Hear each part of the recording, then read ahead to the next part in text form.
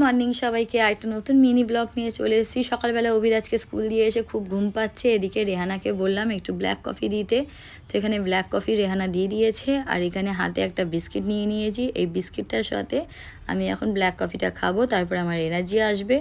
এদিকে পাওভাজি করব। রেহানাকে বলে দিয়েছিলাম যে আজকে সব সবজি একসঙ্গে কেটে প্রেসারে সিটি দিয়ে দিতে, পেঁয়াজ আদা রসুন বেটে আর আমি পাওভাজিটা করব আর ডিম করব। এদিকে পাওভাজির জন্য পাউরুটিটাও সেঁকবো। আর করবো হচ্ছে কিছুটা কই মাছ ছিল ফ্রিজে, সেই কই মাছটা জিরে বেটেছি, লঙ্কার গুঁড়ো দিয়েছি আর তেল সর্ষের তেল মাখিয়ে রেখে দিলাম ম্যারিনেট করে। এটা কিছুক্ষণ পর করব। এদিকে ডিমের ঝোলটা করব বলে ডিমটাকেও কষিয়ে নিচ্ছি, আলু ডিম সব মশলা একসঙ্গে দিয়ে কষিয়ে নিচ্ছি। আর কিছু ভেন্ডি ছিল ঘরে, তো সেইগুলোকেও একটু ভেজে নিলাম, নাহলে ওগুলো পড়ে পড়ে শুকিয়ে যাবে।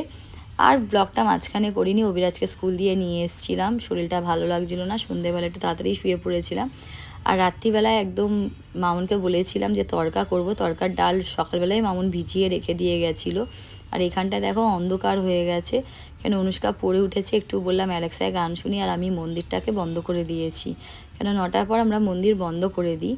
আর এখানে মা রুটি বেলে দিচ্ছে, আমি রুটি করে নিচ্ছি। আমি রুটি বেলতে পারি না, আমার দ্বারা রুটি বেলাটা ঠিক হয় না, তো মা রুটিটা বেলে দিচ্ছিলো, আমি রুটিগুলো করে নিচ্ছিলাম। আর এখানে তড়কা আমার হয়ে এসছে, তড়কার জলটাকে আর একটু শোকাবো, এতটা রাখবো না, 2টো ডিম দিয়ে দেবো। তো এখানে আমি রুটিটা তাড়াতাড়ি করে নিচ্ছি, মা বেলে দিচ্ছে। আর আজকে ব্লগটা এত অবধি রাখলাম, আবার একটা নতুন ব্লগের সাথে দেখা হবে। তো আজকে ব্লগটা বাই বাই, গুড নাইট সবাইকে, সবাই ভালো থেকো, সুস্থ থেকো, বাই বাই।